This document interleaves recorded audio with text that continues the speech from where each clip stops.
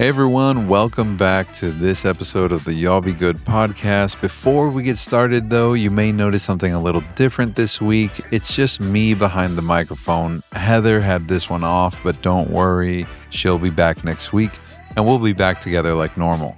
But this week I hit the road and headed down to Nashville, Tennessee to catch up with one of my oldest friends, Charlton. Charlton and I have known each other for years, and I've had the privilege of watching him build an incredible career in the live music industry. He started out as an audio tech and has worked his way into the world of touring production, helping keep some of the biggest live shows on the road. Over the years, he's worked across multiple genres, including hip-hop, contemporary Christian music, and now country music. And he's been part of tours with some very recognizable artists. While audiences see the performers on stage, Charlton is one of the people behind the scenes making sure everything comes together night after night. This trip wasn't just about the podcast though. Charlton is actually getting married next month, and he's asked me to officiate the wedding. So that gave me the chance to finally meet his fiancée, Christiana, and I can honestly say she's the perfect match for my longtime friend. So while I was in town, I figured there's no better opportunity to sit down with Charlton and talk about life on the road, the music industry, friendship, and what it really takes to build a career behind the scenes. So buckle up. This is season 2 of the Y'all Be Good podcast. Y'all be good. 3, 2, 1, let's go.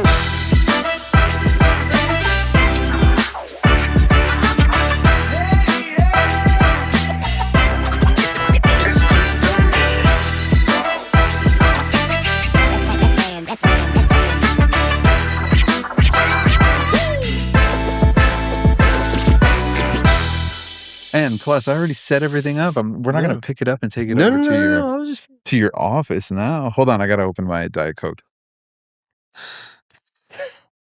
This episode is brought to you by Diet Coke. Dude. What's up, Chucky? Hey, dude. I'm so glad you're here. Thanks, man. Thanks. Seeing you drive up this morning made my day. So for those of you who don't know, I am currently just outside of Nashville in the Bonacqua area. In the Bonacqua region? In the Bonacqua region. This is where the Klan was formed. Isn't the Klan from Tennessee? I think they are. I don't know. So for our listeners, I was letting Charlton know, that's our guest today, that we're down a couple of episodes because we've had some people call out in our lineup and that kind of thing. So I was like, hey, Charlton, guess what? You're on the podcast today. And Charlton has an interesting life, and we're going to get into that here. Yeah, and I'm honored to be your backup option. You're like backup for a backup. Yeah. So you weren't even like first in line. What's the name of the podcast? The podcast is called Y'all Be Good. Oh, okay. Thank you for being my friend and knowing what the podcast name is. But you're not on to be fair. I knew the name of the podcast. You're not on social media. I am not. I'm not. I knew the name of the podcast though. I just couldn't let you. I just couldn't let you say that I'm a backup's backup and just let that. For the listener, I'm in Tennessee. I came in to help out with Mr. Charlton's wedding, which is going to be next month. But I wanted to come in and sit down with them and see an old friend of mine. So Heather's not going to be a part of this episode. Heather's our co-host who really brings a lot to the table. So today is just you and I. We'll see how this goes. Charlton, you and I go kind of way back, right? Like way, way back. You were in middle school. Yeah, I was a child when we met, and you were an adult. Listen, dude. Don't make it weird. No, right? I'm not making it weird. I'm just saying that you were a grown man, and I was prepubescent. And I was a part of the leadership at the church. This is not helping one bit. I was a man and you were a child, and we were. Wait, you're 32? Yeah. And I'm 39? Yeah. So there's not like a huge age difference, and it wasn't like a grooming situation. No. It's kind of like when someone's 60 and they marry someone that's 50, it's not weird. But if someone's 20 and they're talking to a 10-year-old. Yeah, it gets a little. No, I think both of those. In your defense, just so you don't get canceled, you took an interest. That's still not helping. That's gonna No. I gotta You, edit this heavily. My no, friend. no. You took an interest in me when I was wanting to learn about production and learn about the music world, Yeah. and I thought you knew a lot, and you didn't. I But I didn't know I that. still don't know I a didn't know lot. that. I still think back often to when I was asking you to explain what a noise gate Yes. was to me, and it wasn't great. Please enlighten our listeners as to what a noise gate does. A noise gate is used in live Okay, nobody audio. cares. Okay. No, yeah. So one of my biggest fears, and I don't really, it's not really a fear. It's more of I'm worried that people think this about me. And I've told some of the staff at the shop and stuff because we deal with children so much. Mhm. And I'm a grown Mexican man who Sure. owns a kid's hair salon. Yeah. And that makes me feel really weird because Yep. I feel like people have a bit of a preconceived notion Sure. as to why I'm there Mhm. or why is this creepy dude own a kid's hair salon. And I just want to put everyone's fears at ease and tell them that I'm there for the money. I opened this business as a business venture, quickly realizing that there is no money to be made, but the business has been flourishing for the last 8 years. Today is our anniversary at Little Lion Cuts. Congratulations. Thank you. Congratulations. I still remember the shock of when you told me that you were getting into the children's hair game. Children's hair game. Yeah, man. A lot of people actually from my past. So I've said it on the podcast a couple of times. I'll say it again. My background as a church kid got me into a lot of music and production and audio, lighting. Like I was always really enthralled with that world. Yeah. But I like to say the old master, or what is it? Jack of all trades, but master of none. Sure. That is me in a nutshell, basically, because I left the job that I was working. My brother he was like one of the main production guys over at a pretty big church in Mhm. Texas. Yep. He said, "Hey, Ralph, you're just fooling around. You're waiting tables. Why don't you come over here?" The youth building where the youth meet in this church is the size of most big churches Yes. in other places, right? Yeah, it is. It is the size of most big churches just by themselves. Yeah. So this was a youth building and they needed somebody to come in and run audio. And I knew enough of audio, as Charlton just so lightly put it, that I didn't know anything about audio. So I come in and I fake it till I make it. And that's where I meet this middle school kid who's really wanting to get involved with audio and Yep. all the things. And little do I know that this person that I meet, this young child, will grow up to be actually one of my good friends now. Yeah. Later in life when we're both appropriately aged. Yep. 39 and 32. And doing what you attempted to teach me. This is true. Now you actually live this life. I do. Yeah. So one of the things that I've actually been thinking about having you on the podcast for a while. I just didn't know how to necessarily approach it, and because I hate getting into conversations with people and saying, "Hey, you should be on my podcast." No, I think the way the conversation went is several years ago. You said, "Hey, man, I have a podcast," and I said, "Man, I love you, and I would love to be on the podcast." And you said, "Yeah, we'll do that someday." And then it never happened, and now you're cornered. And and now I'm literally in your house, and you had no way out. So I said, "Hey, we're gonna do this podcast right now." So I mean, we can give a little bit of your pedigree and past. You've worked with some pretty big names. Mhm. You live in the Nashville area now. We were in Texas when we met. Now you're in the Nashville area. You've worked with some pretty big country names, some pretty big hip hop artists, and pretty much everything in between. And what would you say your title is when you're on a team? I would say for the most part these days, my job title would be production manager. Yeah.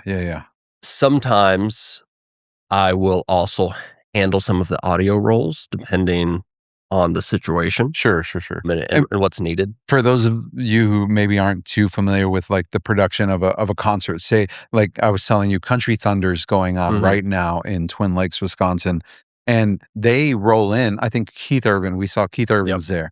He's going to roll in with Mhm. someone like you Yep. who manages all of their production from soup to nuts, all of it, right? And then they have audio people who, if you've ever been to a concert, a pretty big concert, there is someone at an audio console in the audience, and that person is known as like the front of house audio Yep. engineer, and they're handling the audio that the audience will listen to. Yeah. So I mean, really anything logistically at to get the concert to the location, and then anything that you see, hear, or experience in the concert, most times the artist is bringing that in. Sure. And my role is to figure out, okay, who are we hiring? How are we getting them there? How are we getting our equipment there? How are, the band's guitars getting Sure. there? And then, we have a show that starts at 7 p.m. Okay, that's in 12 hours. How do we go from a blank venue with nothing in it to Being show ready. a show, like a venue full of people that are expecting perfection, but Yeah. just woke up and had some bad coffee, 12 hours ago. Sure. Yeah. And I've been actually fortunate enough, and I will say thank you, because when I first left Texas, my wife and I, leaving a stable job in this realm, I was doing full-time music at the time. Stable job. My And you were wife, actually progressing, I feel like, in the direction that you had always wanted to. I was, As well. Yeah, I mean, not to sound like boastful, but I mean, I was rubbing shoulders with some of the people that I like grew up listening to Yeah. in the music world. I was really getting to the point where my name as a music director and leader kind of had a little bit of pull and weight with it. And then at the height of that, I stepped away from it. And I think it was really all just because now in hindsight, obviously there was so much more to do, like with our family. That's why we're here. Yeah, and but- I mean, it's really easy to step away from something when it's going poorly. But Sure. but you stepped away when it was going well, and I think that's what surprised a lot of people. It did. I still get texts every once in a while like, Like, "Hey, what are you doing? you live?" Yeah, you're live. Honestly, I haven't touched my guitar in probably, I think I helped my parents at their church a couple of months ago, but Mhm. actually sitting down to learn a new song or to play for the joy of it, it's been the better part of 6 months to a year. Like it's crazy. I have a different life now. Anyway, so walking away at the height of what could have been my career was a choice that my wife and I made, and we don't regret it one bit. There was a big hit to the ego though, right? Like Mhm. I get to Kenosha, Wisconsin, Yep. where nobody knows who I am. No one knows that I know anything about anything. Driving Uber, and so there was a bit of like this identity thing that I really went through for a good while, and maybe still going through. We were just talking about it, right? Like I still don't consider myself an established business owner, whereas we have this full staff, we have this new location, we have people who depend on us. Yeah. I should probably grow up a little bit. In any business that has a physical location and employees, like that's not like, oh, we're trying this out in our garage. Like that's Sure. that's real. We're pretty established. Yeah. I should probably grow up and Yeah. start to We get it, acknowledge Ralph. You do well. We get it. acknowledge it. No. Anyway, so I will say thank you, because when we left Texas, you, for lack of a better term, threw me a bone, man. You were like, "Hey, I'm going out with so and so band or so and so artist. We need somebody to step in and do this and that. Are you available?" And I do remember the conversation that we had. Me living in my parents' basement with my family of 4 and one more on the way. And I tell you, Charlton, I think you think I know more than I actually do about this world, about audio and that kind of thing. I remember that for verbatim. And you were like, "It's fine. You'll figure it out. I believe in you. Let's do it." And I will say thank you, man, because that paid my bills for a little while. It I paid. appreciate it. I really looked forward to those gigs. You brought me. We did a lot of all over the U.S. We did California. We Yeah. did Michigan. Some Texas stuff. Oh, I remember there was one through Tennessee. Yeah. So we did more than a few gigs together. And I Yeah. will say thank you, man, because Oh, yeah, absolutely. you really looked out. What I've realized as I Get older. I mean, yeah, but like continue on in my career and kind of move on in life and like experience more people. No one knows what they're doing. Sure. But like really, and I don't mean that as like shot to you, but if you have, not if you're a doctor, like don't be faking it if you're a doctor. Yeah. But if you can come into a situation and like on the road especially, we talk about being a good hang. Yeah. You're living with multiple other people, up to 11 other people on a 45-foot tour bus. Yeah. Sleeping next to each other. You have to cram into a front Sure. lounge. You have to cram to like. You're with each other for potentially months on end, depending on the tour. Yeah. And that's being a good hang is a huge part of it. Yeah. And you definitely had that. No. But we can learn about the noise gates later. Thank you. Yeah, I do like to think that I am an affable person, right? I like to make friends with people. I like to not overstep my bounds. I'm very much a people pleaser, so I find those kind of positions to fill when I'm with a new group.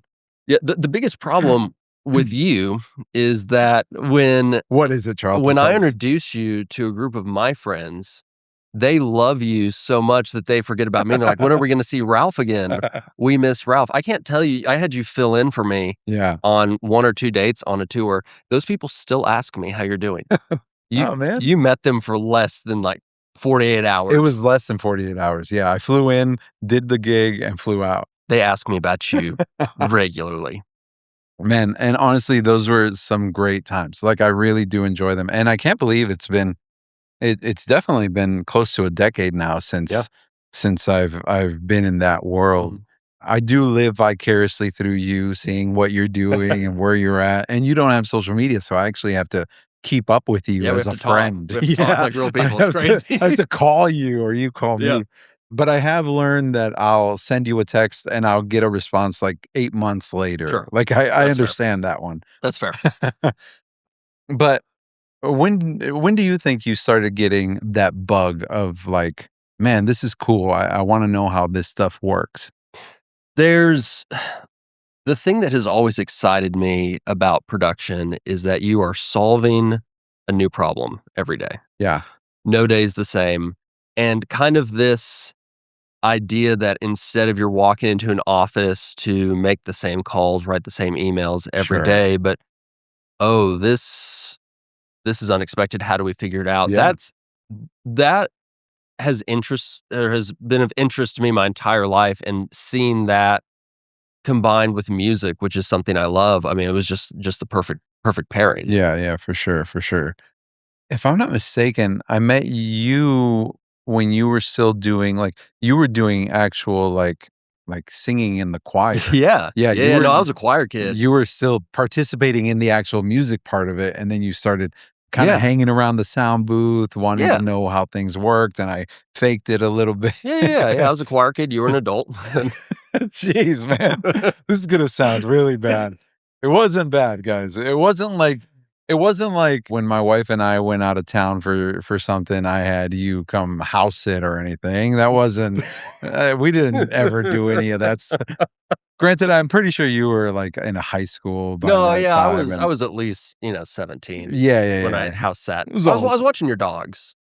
You were? Oh yeah, that's why you came to house sit, because we had 2 boxers. We had 2 boxers at the time. Yep. And we just got a new boxer. His name's Titan, everyone. So if you didn't know, I have a dog. So sweet. And I'm hanging out next to, what's his name? Tuxedo? Tux. Oh, Tux. Yeah. Because it looks like he's wearing a tux. Because yes. Yeah. Well, he's ready for your wedding, man. He is. I love Christiana. Okay. And the wedding has been Which is your fiance to be. Oh, yes. Sorry to these people. Charlton is off the market, ladies. I'm sorry. The wedding has been a collaborative process. The one thing that I requested was, hey, I would love for our dog to be there. And then our dog cannot be there. Why? The venue doesn't allow. Doesn't allow it? Mm. Oh, no. No, but it's been collaborative. You Nice. know? Yeah, sure. Sure.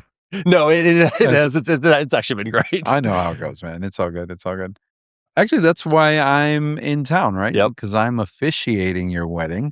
Yeah. I don't Yeah. think people know too much about that. When I tell people my other life experiences, they're like, wait, you've done that too? And you Yeah. do this too? Yeah. So for those of you that don't know, when I was a child and met Ralph, he was a pastor.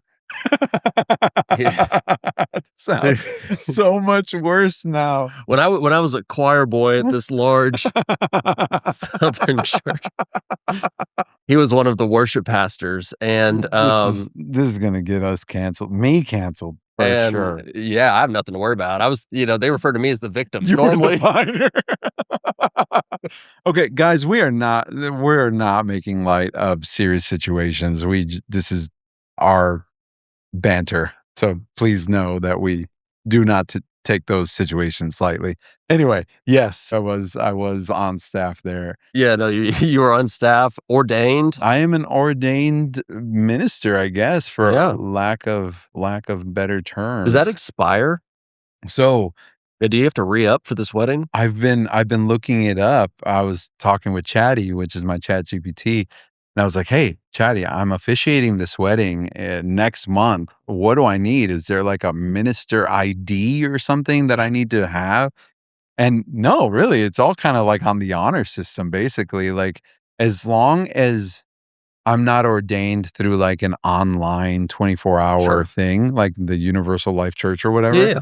Those are usually good for that particular date and that time, Mhm. and that's when your ordination is available. Yep. But because I'm a man, it hurts to say, but because I'm ordained through an actual A real seminary. real church, yeah, like Yeah. through the Southern Baptist Convention, my ordination is like I mean, endless. I get it. I mean, it makes sense that it's on the honor system because the SBC has never lied about anything. The SBC never lies, man. No. Yeah, they're not They've- super MAGA or anything. They've been right 100% Yeah, of the time. I mean they're doing great right now.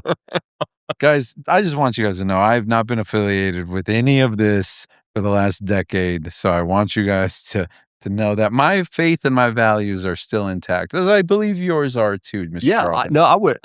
If you want to dive into that at some point, I got a soapbox to stand on that. I think that, well, actually, just a couple of weeks ago, we sat down with a pastor friend of mine, Mhm. and we did kind of chat a little bit about that. Like, my biggest issue, I guess if we're going to get into it, my biggest issue right now with the American church is how, the church is supposed to be the church of Christ, right? Yep. The church of Jesus. And they are doing absolutely everything to walk away or not listen to the actual teachings of Jesus and making it all about pride and country. Like that's not what it is. Yeah, and it's really unfortunate because if you look at the teachings of Jesus, he says, "Hey, love God and then love everybody else." Like Yeah. those are the two big ones. Yeah, right. yeah. I mean, don't murder. Sure, those are But- Old Testament, right? We don't have to listen But to I those. think if you're loving people, you're probably not. Yeah, well, that's what you're Jesus not- said. you're What not are the killing two biggest commandments, Yeah. greatest commandments? Love the Lord God with all Yep. your heart, the soul, mind, strength, whatever. And then love your neighbor as yourself. Yeah. That's it.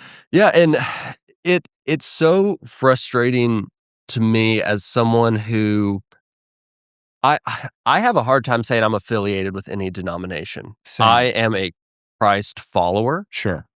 I believe in the Word of God. Full stop. Gotcha. The way that has been co-opted for political influence, Yeah. for power and Yeah. money, Power and monetary gain. It's rough. it's disgusting. And I have seen so many people that are hurting and could benefit from the love of Jesus run so far away from it because of the way that the church, not the biblical church, but like the people meeting on Sundays, building buildings, Yeah. the church acts. Yeah. And that is, And how they handle infuriating. things. And Yeah. Yeah, for sure. I was just going down a rabbit hole the other day. Just super it makes your heart hurt, man, It because does. it's not human decency. Mhm. It's kind of moving away from that. Yeah. Anyway, off the soapbox. Coming back to your profession. Yep. Is there anything that's super that you look forward to every time you go out? Like, is there a part of what you do? Because you're traveling a lot, Yep. right? Like, you're on a plane nonstop. Yeah, I'm on a plane or on a bus, on, some mode of transportation. The job is hard, the hours are long, and there is, a high stress aspect of it. You never turn your phone off. You're always have to be ready for something to pop Yeah, up. But, I mean, really, what got me into it is still what I love about it. It's kind of a thread that follows me through my work and my hobbies. It's problem solving.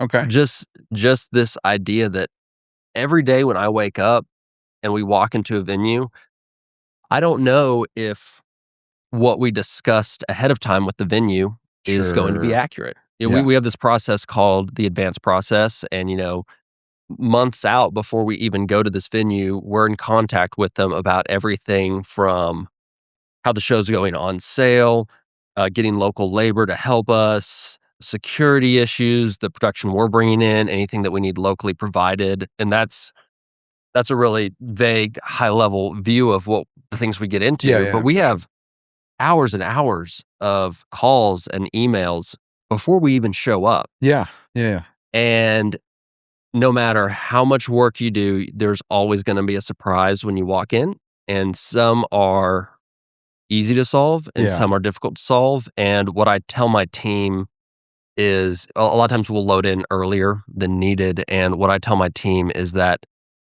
there are 8 AM problems that we can solve, but sometimes those 8 AM problems can't be solved at 2 PM. So let's get in the venue. Sure. Let's, Yeah, if I need to get a rental to come in, if I need to bring something in, if I need to arrange something, and I have at least a few hours, I can probably make it happen. yeah. Well, didn't you say that one of the artists that you were working with was like, "Oh, no, I don't wanna get on this commercial flight. Can you just find me a private flight later and I'll Yeah, get there?" yeah, that'll happen. I mean, and when it's put like that, it sounds like a crazy celebrity story, but Sure. realistically, a lot of times when you're dealing with these artists, they have other ventures, they have other Yeah. businesses, Yeah, yeah. and legitimately things do come up. Sometimes is it oversleeping? Sure. Yeah. Sometimes is it a meeting that's gone long? Is it an interview that's gone long? And yeah, you're not going to make that flight. Sure. And okay, we're gonna, you know, call the broker. We're gonna have a plane relocated here. Every artist is particular on the size plane they want. Some are cool with turboprops. Some are cool with they'll only fly jets because they feel like it's safer. Some, Gotcha. want it to be overhauled or remodeled within a certain time or certain engine hours. Like Okay. it's every problem opens up a book of 10 more problems, Yeah. and Yeah. then those 10 problems have 3 more in Yeah. them, and I enjoy putting that puzzle together. I will say I was very proud of you when we went out on those dates. I remember early on getting like all the preliminary emails that you kind of sent out to the Mhm. whole team, right? I Yep. was just part of the team and you're at the helm. And so you're sending out a very detailed message to everyone to be on the same page. Yep. You're using military time, like it's super Yeah. official. And I was thinking to myself, and I remember thinking to myself during those days, I was like, man, super stinking proud of Oh, like thank you. how Charlton is becoming like this his own person, right? Oh, Like thank you. you're in charge of things, you're putting out these fires, you're really Mhm. I would say you're really good at this problem solving aspect. And I think that goes a long way, especially seeing your your, like, resume so Mhm. far, right? Like, you've Yep. worked, I will say, with some great names, and I think they all see the value that someone like you has, where you not only know the ins and outs of like the production side of things, but Mhm. also like the technical side of things, and even the emotional and physical toll that it takes on Yeah. the artists, right? Like it's not all fun and games for the artists sometimes. Yeah. You know, they have to put in the time and Yep. effort and all the stuff, all the mental hoops that they're going through. So I will say you have handled that very well. I Thank you. remember we did we did that show at the Vikings At stadium. the US Bank, Yeah, arena, stadium or stadium, whatever. No, it's not an arena, that's a no, it's stadium, it's yeah, yeah, yeah, I think it's the US wherever the Vikings play. in Minnesota, Yep. and we were there for an event, and I remember seeing you with another part of the crew, and you guys were like, "Alright, we gotta go handle this, you guys handle this," and Mhm. everyone already knew what their job needed to be, and it was Yeah. just orchestrated so well that we were able to kinda meet in the middle. Yeah, there's this concept that comes from aviation actually called crew resource management, Okay. and this was something I discovered that in parallel with me trying to get better at what I do, and I've actually pulled a lot from it. So there's this the concept in aviation, CRM, resource management, and it puts the responsibility of the whole operation on the pilot of the plane. And the pilot's responsibility is to then say, okay, X, Y, and Z need to get done. I need my co-pilot to do this. I need the Yeah. flight attendants to do this. I need the air traffic control to do this. And basically make sure that not a single person has too much workload, Okay. right? Yeah. And there are these concepts from aviation that I've started implementing that have really helped. So those emails, I've always done those, but having a briefing on the front end so everybody's on the same page, even if everything in it is wrong when you show up, I don't want it to intentionally be wrong, Sure. but you know, you Yeah. get up into a different situation. There is a part of that that instills confidence in the team of, okay, you know, everybody on our side tried to line this up for whatever reason, it's not working out. Yeah.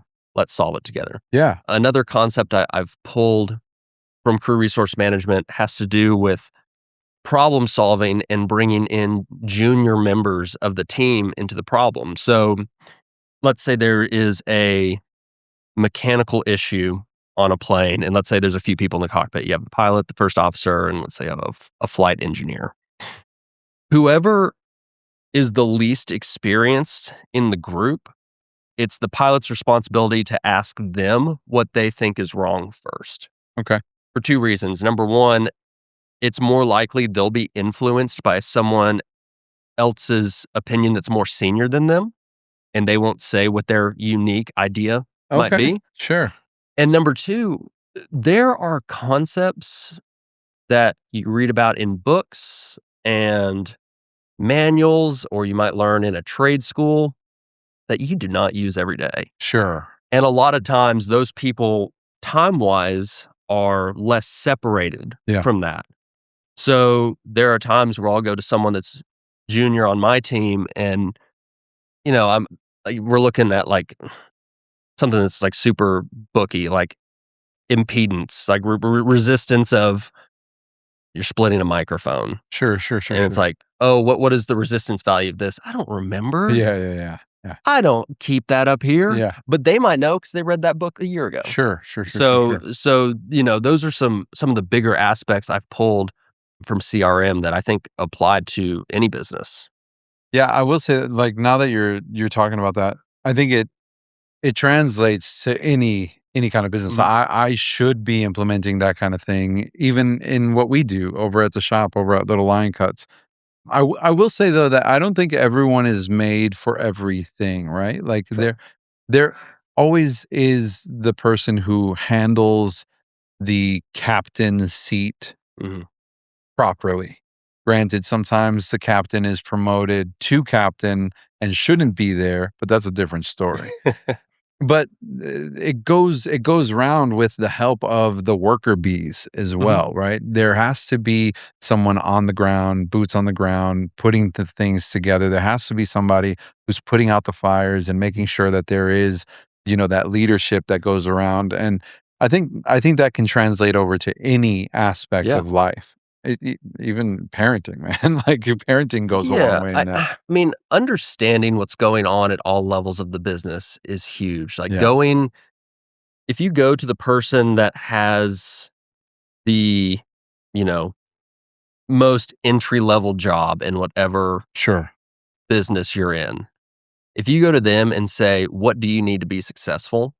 They'll tell you and make sure they have those resources, whether that's the tools to do their job, whether that's the time they need, whatever that Yeah, is. And then you can keep working your way up to, okay, now that you have them set, go to the person above them. What do you need to be successful? Oh, you need another staff member? We'll take care of that. And if you build from the bottom up and empower people to just do their jobs and have what they need, it makes the captain's role just so much easier. yeah. No, that makes total sense. If if you were thinking, like racking your brain a little bit on all your time out on the road, are there any? Sorry, I'm just pivoting now. No, you're good. Are there any cool stories that you got? Like anything that kind of sticks out? Any scary situations? Like, I mean, you're flying all the time. You got to.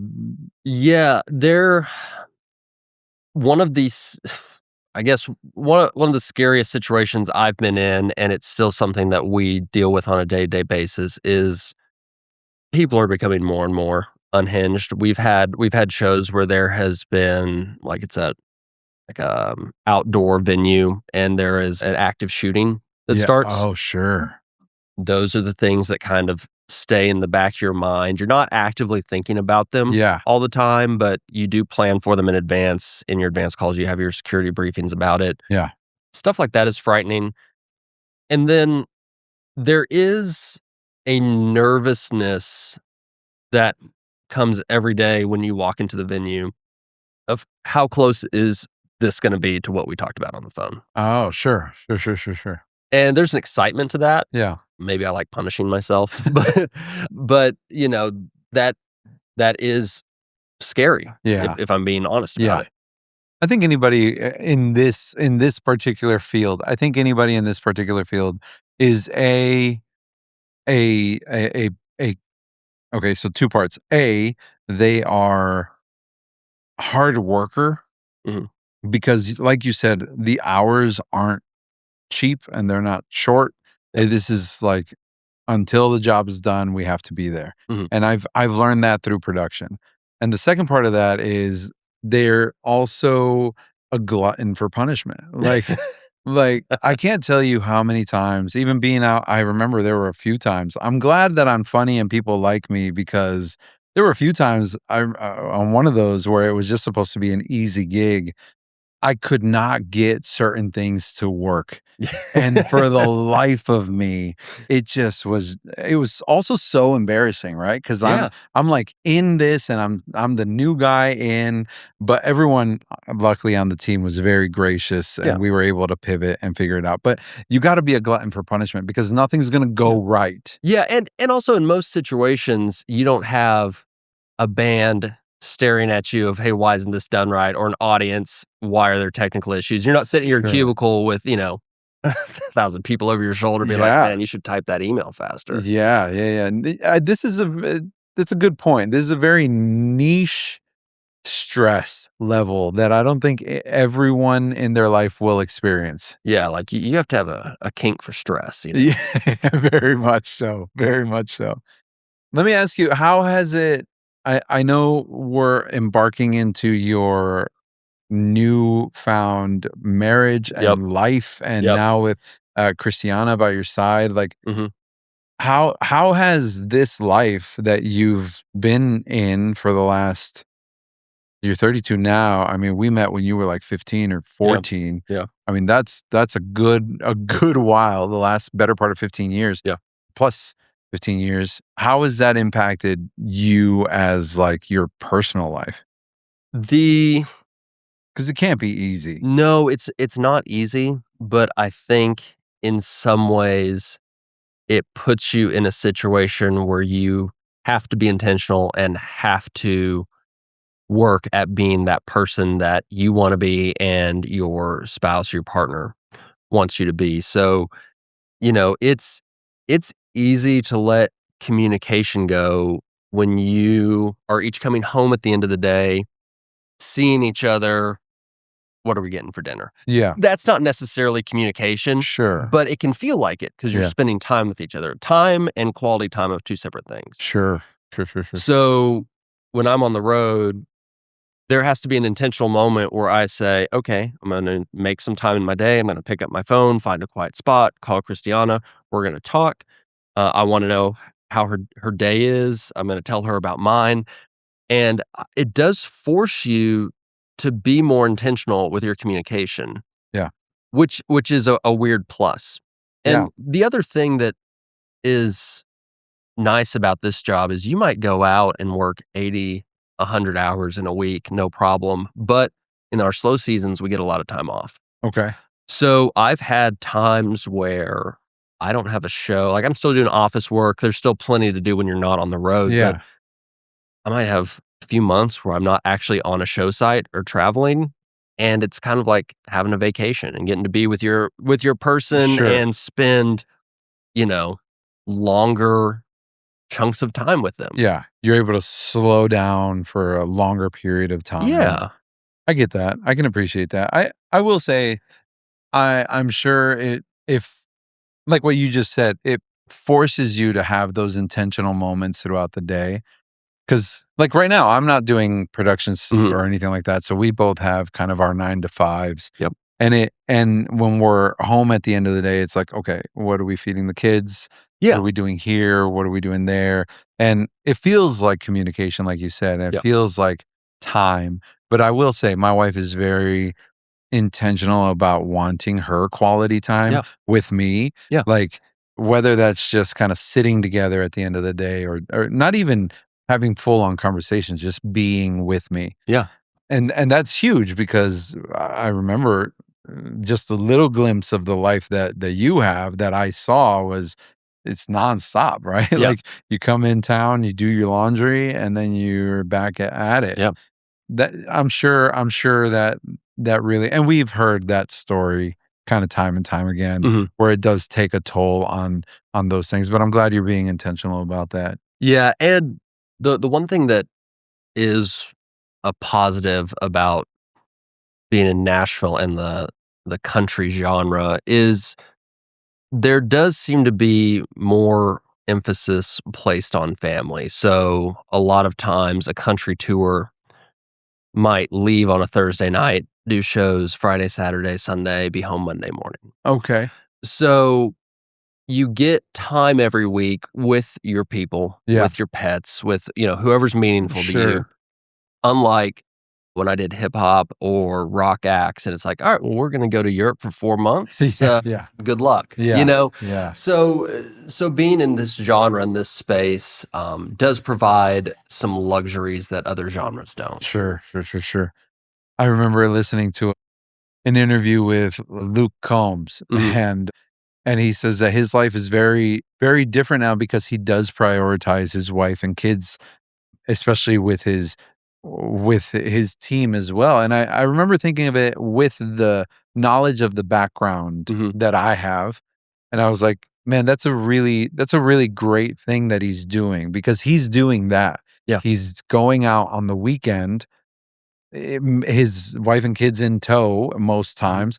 And then when he's back in town, he's Mr. Mom, right? Like Yeah. he's doing housework. He's tidying up things. He's living his dad life. Yeah. I'm like, that's really considerate of the artist, especially with obviously you guys have a lot of like prep and that kind of thing that comes with those things, but it's not like a show every night of the week that you have to be gone from your family with. So that's pretty cool.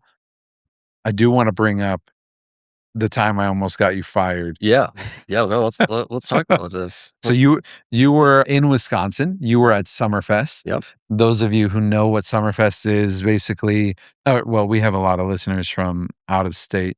Summerfest is like a big music festival that Wisconsin does in the Milwaukee area, and it's right off of the lake. There are so many big stages, little stages, and a bunch of artists come through. And Charlton was so kind to call me up and say, hey, I'm going to be at Summerfest. Granted, you were at Summerfest 2 separate times. You called me the first time. I went out by myself. We just kind of hung, and I'm a professional, so I left that alone, and it was great. Yep. The second time, you were like, "Hey, I'm at Summerfest again. Come hang out." And you were so gracious to get me some passes to the act that you were working with. And we show up, and I bring my wife, Stephanie, and then 2 friends. One is an acquaintance of mine. The other one is an acquaintance of my wife. And they are not privy to how to act. Yeah, both of them are dead to me now because of this. So one of them is going to listen to this episode. Okay, that's great. I'm glad she can hear about this.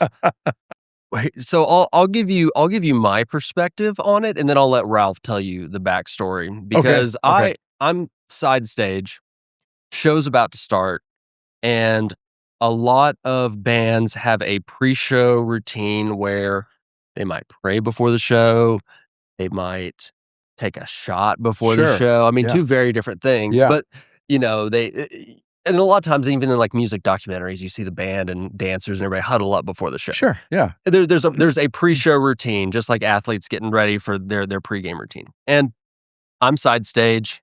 I'm set for the show. Every department said we're ready for the show. And next thing I know, I have one of the senior members of our team. I was a more junior member on this particular tour.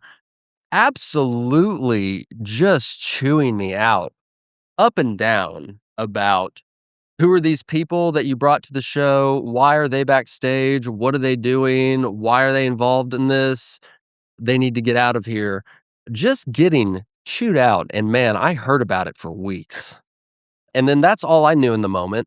And then I put the pieces together later. So I'll let Ralph put those pieces together for you. So we come to the show. Charlton is doing his thing. He's in charge of something on stage or behind the scenes. So he's doing his thing. And we are in what would be like the, I guess for lack of a better term, like VIP area where the band is, where you're backstage. You can say it. We're backstage. Yeah. We're behind. We're behind the curtain, and we were hanging out. My wife and I have been in these situations before. We know that we are a fly on the wall. Do not get in the way. Stand aside. And then the 2 gals that we're with see that there are some free drinks back there. So they are helping themselves to this and that. And then the pre-show huddle happens with the artist and all of the team. And they're over there. And I think they were doing like a shot or something as a pre-show huddle.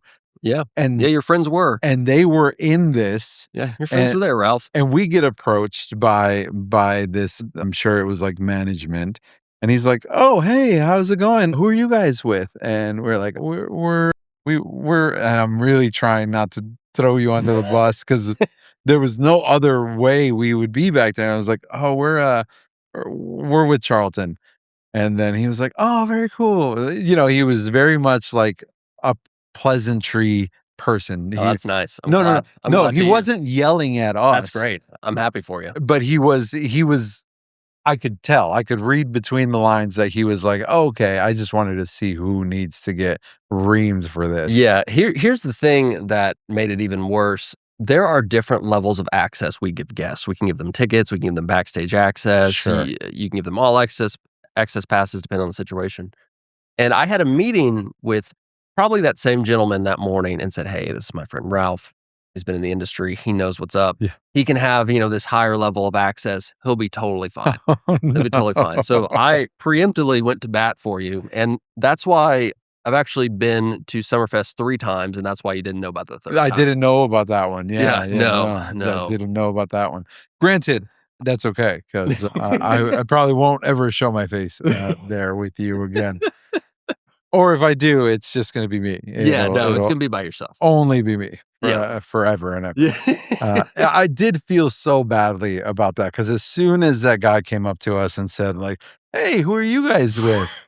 I knew that I cost you your job. Like in that moment. Oh, it's raining outside. It's weird. It's like super sunny and raining. Oh. I guess that's what happens in Tennessee. That and the Klan. Yeah. Bon Aqua, good water. Good water. I like it. Yeah. I like it. Bon Aqua. And I knew that I had cost you a month's rations. Yeah, on no, it the was real bus. bad. Yeah. I want to say I'm sorry for that, but there's no making up for it now. See, Ralph, you don't need to apologize to me because you weren't doing it. You need those I need people those to. two. I need that one listener and the one that's not listening to call me. I'll make sure they get this Okay. portion of the podcast. No, it's fun. It is a funny story now.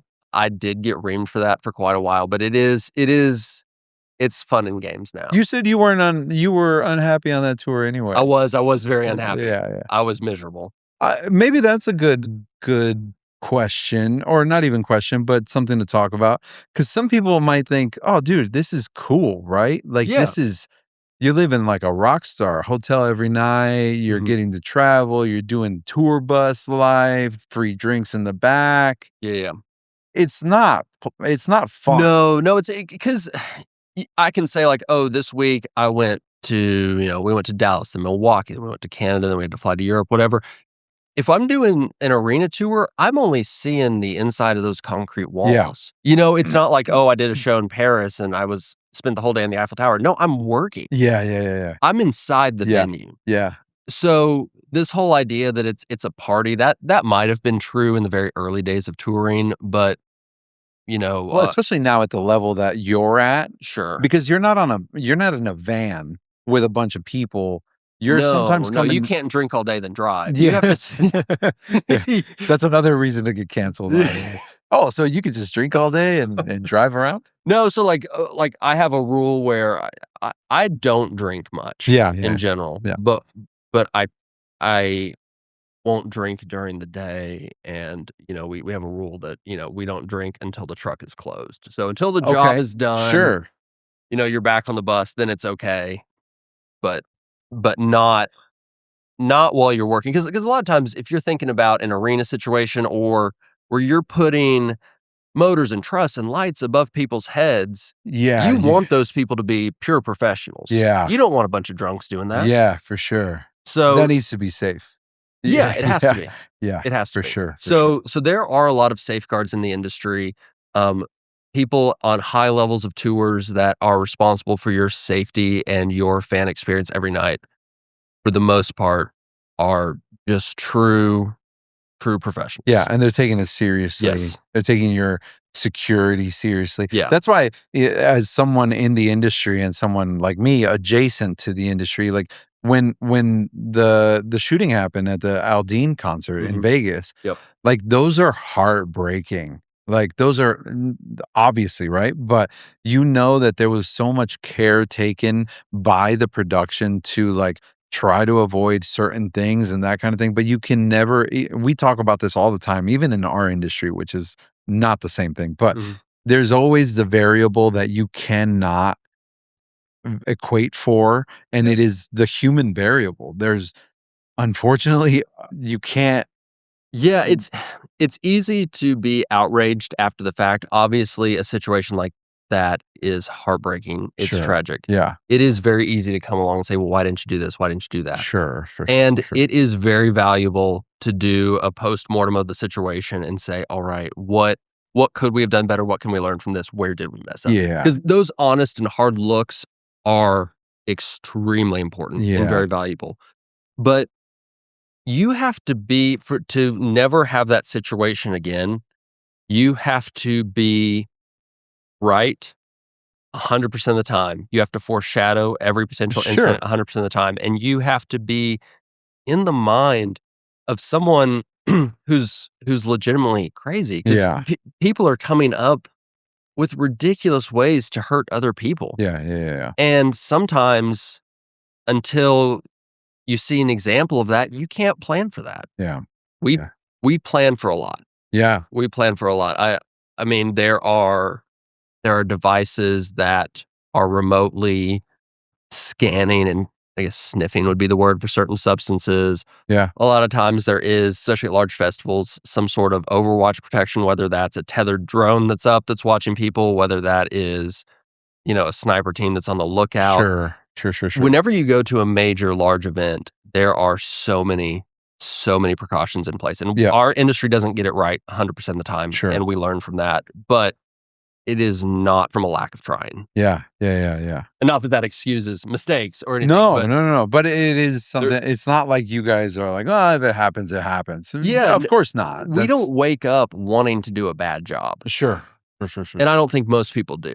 No, nobody does. Yeah. I mean, we can't avoid that even on our end. I can't tell you how many times over the last couple of months we've been just kind of smacked with either like a bad review or Mhm. someone coming in and yelling about something or just being super, super upset about things that honestly we can't either control, or it was like they came late to their appointment, right? Like Yeah. that's kind of your fault and we can reschedule you, but we can't see you today. Like Yeah. there's a human variable that we can't equate for. Yeah, with the artists that I work with currently, fan experience is one of our number one goals. And there Of have course. been many times that someone has come to us in the wrong saying, "Oh, I bought this and I bought this meet and greet and didn't get this," or whatever the situation where they are wrong, but they're not going to hear that for whatever reason. Sure.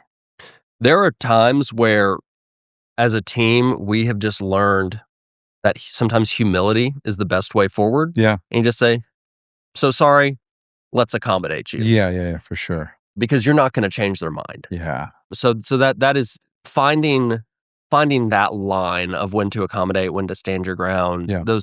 That's an interesting aspect of the job that is very difficult. I gotcha. On the flip side, all right, here's where I'm going with this question, because we have all of like 2 listeners. So you could tell some secrets on here. Here's where I'm going with this question. My wife and family and my daughter didn't go because it was an orchestra, where they play like a Jurassic Park Sure. movie and then Yep. the orchestra plays Yep. behind it. So we went to something like that, but I think it was for Harry Potter, I believe. Okay. And Nerd. it was great. We've done the Jurassic Park Wait, was it for one. your kids? Well, it was kind of for all of us, Okay. but yeah, no, I really enjoy it. We're sitting kind of in the nosebleeds because I'm not made of money, Charlton. So we're sitting up here. And I will say that my production side comes out because I can spot certain people and certain things easily. Mhm. And so I'm like, you know what?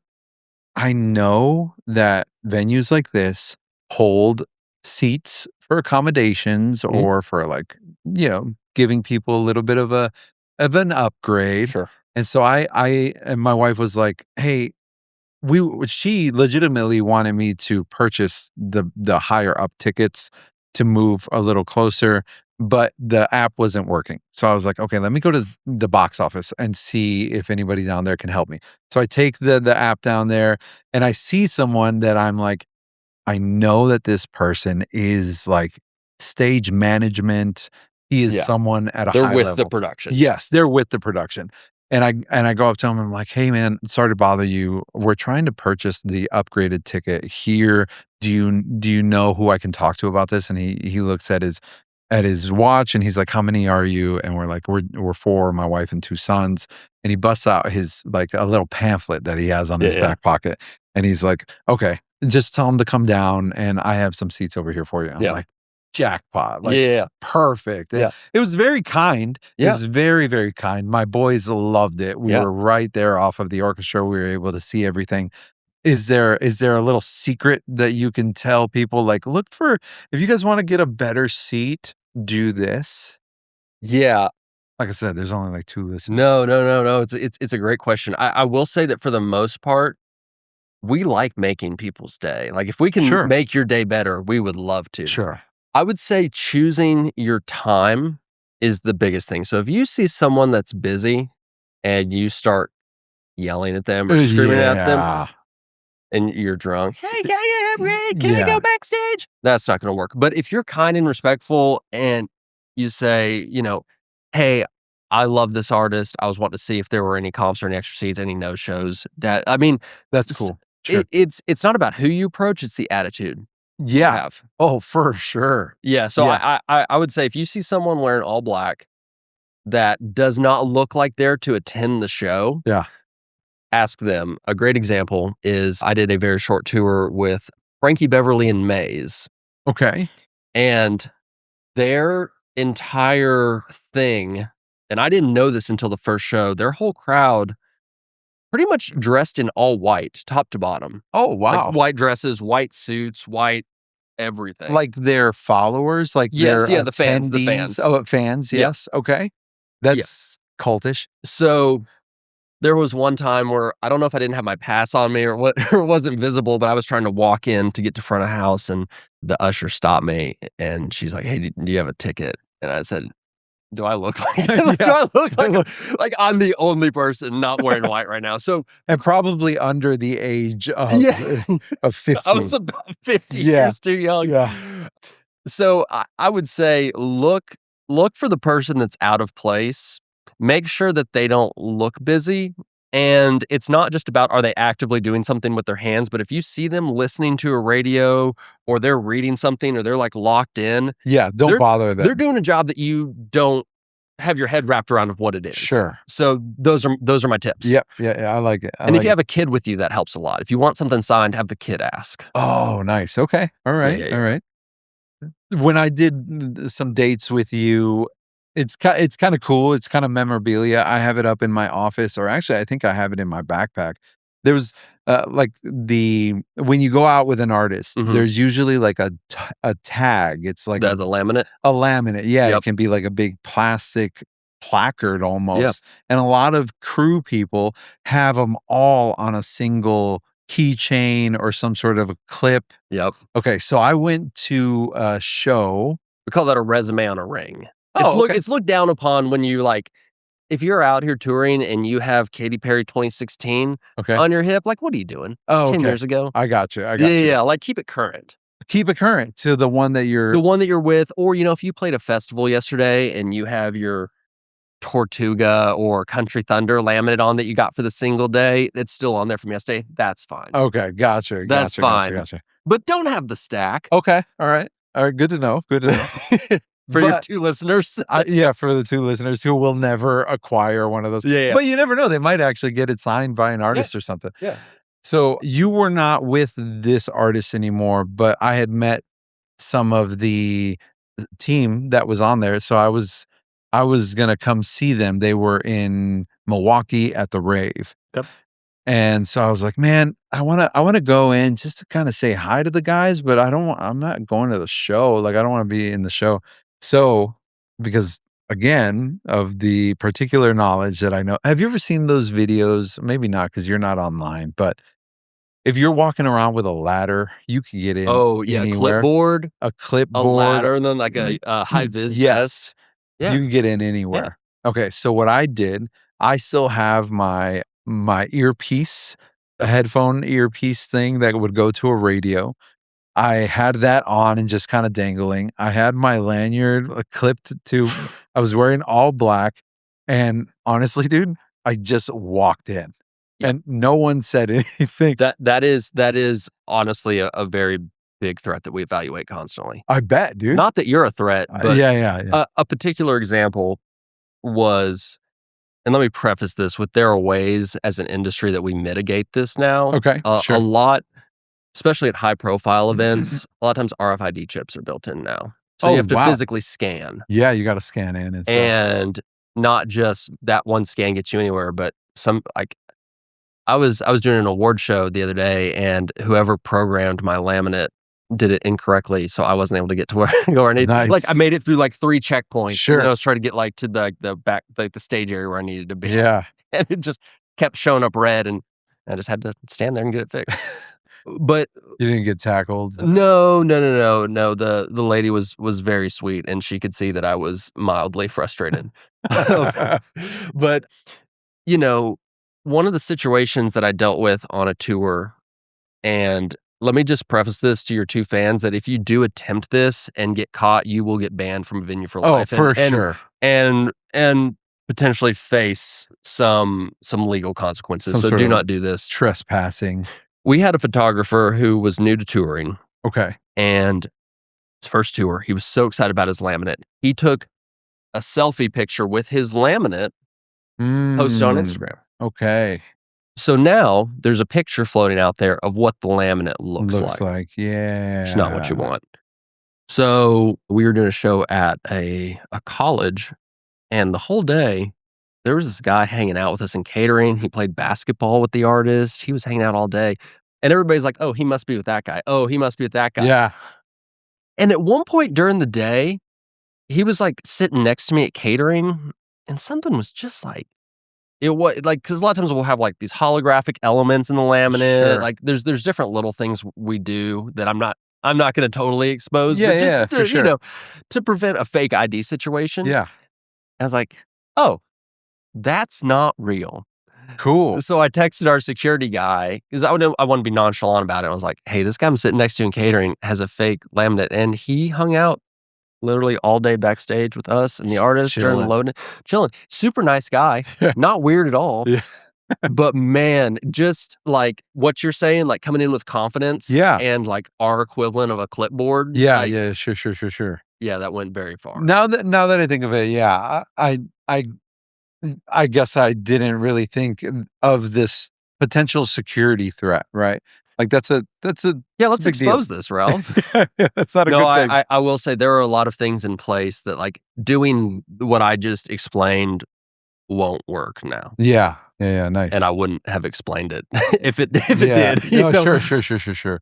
No, that's interesting, man. I didn't really think of this. Granted, when I did this, it was probably the better part of 5-6 years ago. So I'm sure we've made strides. A lot has changed because I haven't been around a concert in a very long time.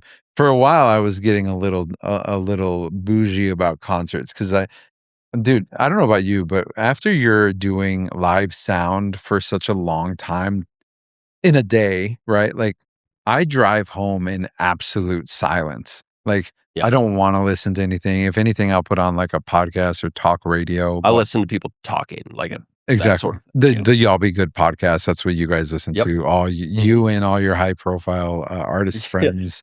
All listen to. I'm one of the listeners, and the other one's the girl who got in trouble. Yeah, shout out. We're the band. You know who you are. No, but I'm very much overstimulated by the end of any kind of a concert day, and I'm just done with it. I used to say like, if I'm not getting paid, I'm not going to concerts. But I do not like attending concerts. Yeah. There's something about it, but also because I think you can appreciate this, your brain doesn't turn off.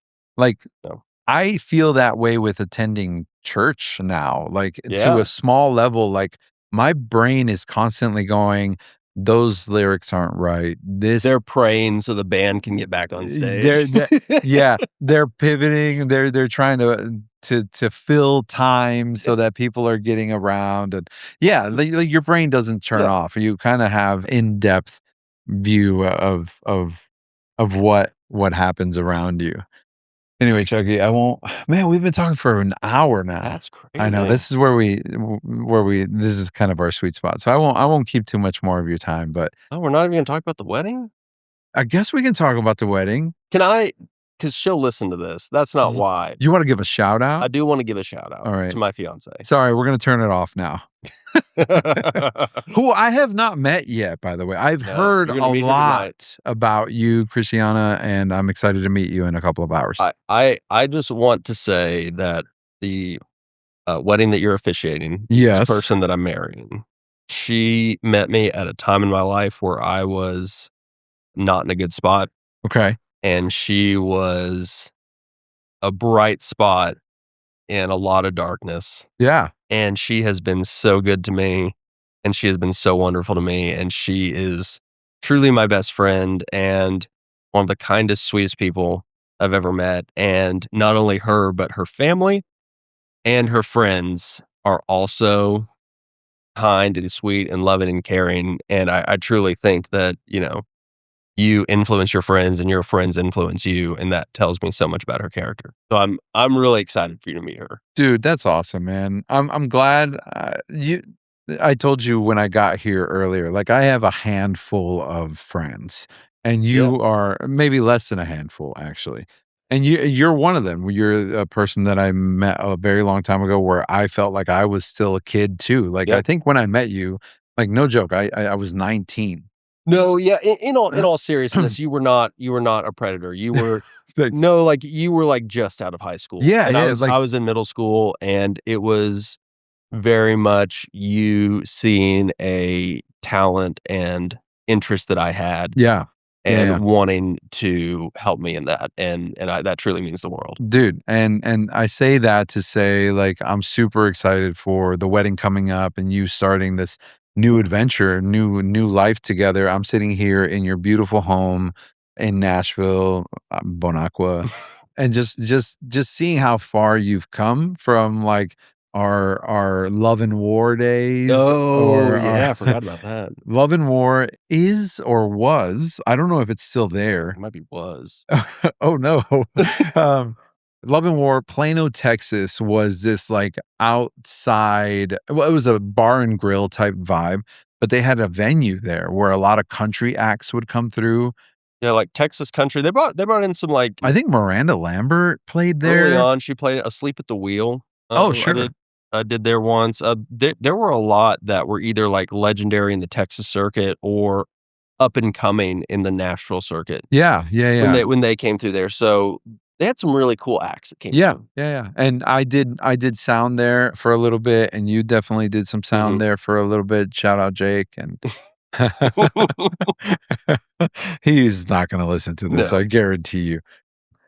Yeah, and we've kind of come a long way, and I say that sitting in your beautiful home and seeing how life is churning away, but I'm excited for this new adventure for you guys, man. Thank you. I hope I'm not talking out of turn, but I really hope there's some babies soon. Okay. And You're not the only one. I think I say that because I think you're gonna do just fine, man. You're gonna be a good dad. Thanks. I don't know Christiana yet, but from what I've known of her through you and just I trust your judgment. I trust your discernment in certain things, and I'm sure she's gonna do just fine and be such a great addition to this friendship that we have. Now we're She's a wonderful. throuple.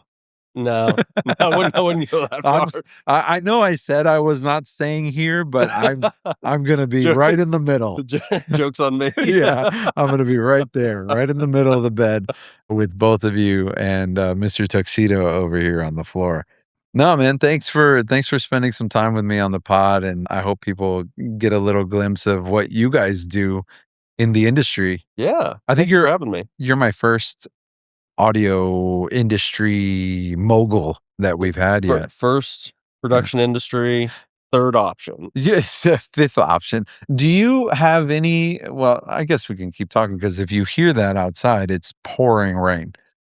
Do you have any stories like the old rider story? I forgot who it was that they would the M&Ms. They would put like M&Ms, like no green M&Ms. Yeah. So I don't know the validity of this story, but the way the story goes is that a large rock band had on their rider that in one of the dressing rooms they needed a bowl of M&Ms, all of the green ones or brown ones. Well, one of the colors removed, and the reasoning that I've heard behind it is because these riders that have all of our requirements in them are long documents. Yeah. And there is important safety stuff in there. Sure. There are very important aspects that truly will make or break the show.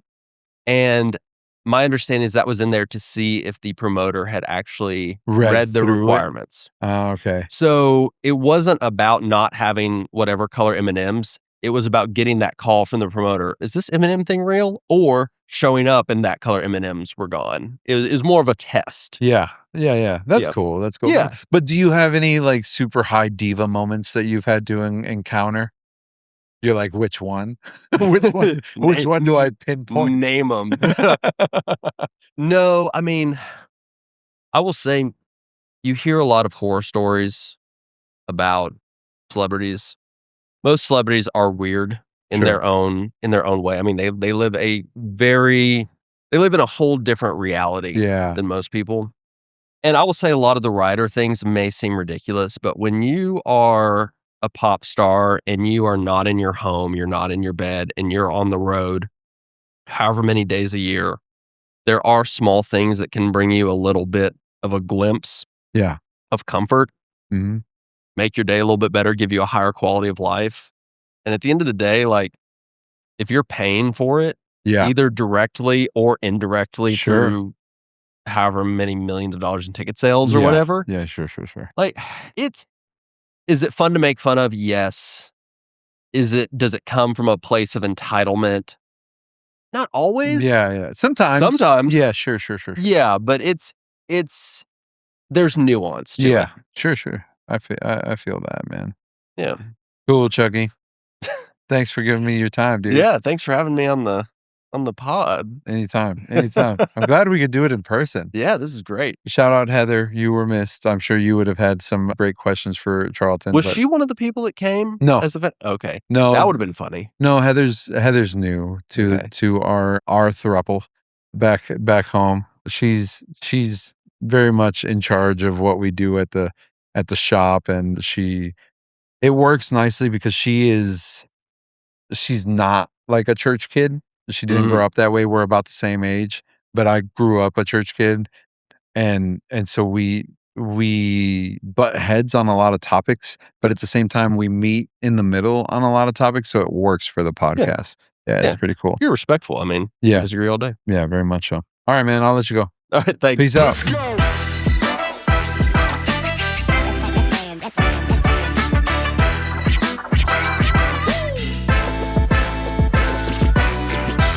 Well, that's a wrap for today's episode of Y'all Be Good. And as always, a reminder that we are a project of Little Lion Cuts. We hope you've enjoyed these stories just as much as we have enjoyed sharing them. Every family has a story, and we're just grateful that we get to hear yours too. If you've enjoyed today's episode and you think someone else might need to hear it, don't forget to share this podcast with them. And hey, while you're at it, be sure to subscribe and leave us a review. That really does go a long way. You definitely don't want to miss out on any of the real, raw, and inspiring conversations we've got lined up. And we'd love to hear your stories too. So go ahead and find us on Instagram at Y'all Be Good Pod, or drop us a message with your thoughts. And until next time, y'all be good.